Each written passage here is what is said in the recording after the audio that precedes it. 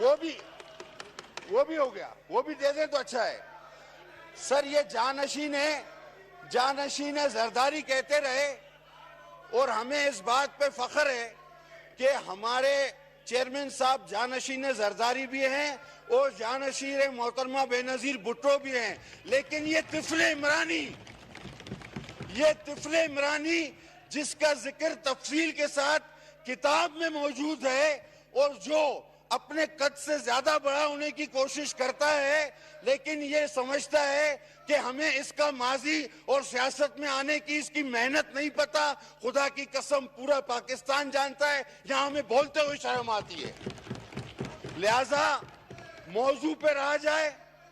معیشت پر بات ہو رہی تھی تو معیشت پہ بات کی جائے. اب یہ کہہ رہا تھا کہ جی وہ بھاگ جاتے ہیں, تو تمہارا اس سے کیا مقابلہ؟ تم لے آؤ اپنے سلیکٹڈ کو, ہمارا چیئرمین آ جائے گا. تم تو خود بھاگ گئے ہو, تم تو ابھی خود بھی مفرور ہو اس سے. تم لے آؤ سلیکٹڈ نیازی کو, ہم لے آئیں گے اپنے بلاول بھٹو زرداری کو, تو بات سے بات ہو جائے گی. اور یہ کانوں میں بات نہ کریں, ان کو پورا موقع دیں. آپ آغا رفیع اللہ صاحب, ان کو پتہ ہے سارا کچھ, آپ زیادہ نہ سمجھائیں. جناب علی, ہمیں وہ کچھ بھی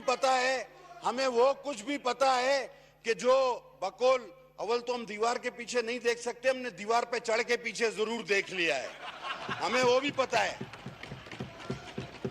جناب علی, انہوں نے کوئی ذکر نہیں کیا کہ یہی میرے بھائی اکنامی کا ذکر جب آتا تھا تو یہ کرتے تھے کہ پاکستان کا ٹوٹل قرضہ, اب یہ بولتے ہیں ہاں یا نہ, یہی آدمی یہ بولتا تھا 1-2 ارب ڈالر لائے گا عمران خان, حکومت کا 200 ارب ڈالر حکومت قائم ہونے کے کب دوسرے دن, اور ورلڈ بینک کے منہ پہ مار دے گا. آج یہ کہاں گیا؟ آج یہ